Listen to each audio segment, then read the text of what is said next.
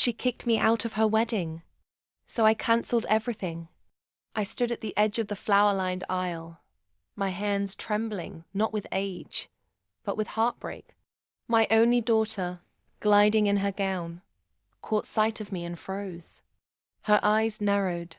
"Dad, you weren't invited for a reason," she hissed through gritted teeth. "Nobody wants you here." Gasps rippled. I'd bought that dress, paid for this entire wedding, but in that moment, I was just a ghost. So I left, quietly, no scene, no tears. Not yet. 2 hours later, I was parked at a seaside cafe, sipping black coffee and watching the tide roll in. The wedding was in full swing, decorators were bustling, caterers were serving up lobster tails, and the DJ was spinning their first dance song. That's when I made the phone call. Well, 5 to be exact. First to the venue. "Hi, this is Mr. Edwards, the one footing the bill.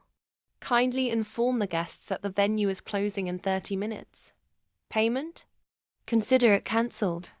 Next, the caterer. "Hey, remember the deposit?" "Yeah, the rest was due today. I won't be covering it anymore.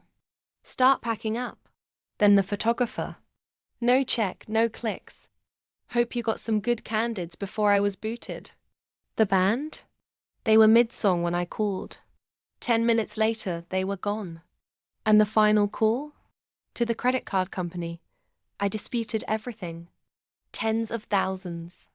The luxury cars, the custom cake, even the honeymoon suite in Santorini. By sunset, the dream wedding turned into a nightmare reception. Guests were served cold sandwiches by angry waiters. The lights cut out mid-toast.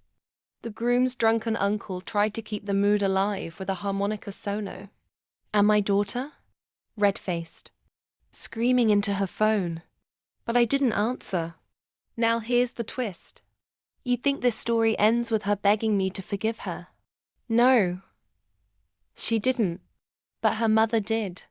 My ex-wife, who hadn't spoken to me in 15 years, called the next day. "I don't know what you did," she whispered, "but that was masterful." Then she laughed, the first time I'd heard her laugh since our divorce. "Turns out, you're not the one nobody wanted. You were just the only one who ever paid attention. Turns out, they needed me more than I ever needed them." Revenge isn't always loud. Sometimes it's quiet, surgical, beautiful. And to every parent who's been tossed aside, forgotten, or disrespected, let this be your reminder. Your absence can be more powerful than your presence. If this tale of cold revenge and family karma had you hooked, then hit that subscribe button and turn on notifications. There's plenty more where that came from. Because sometimes, the best payback doesn't need a fight, just a phone call.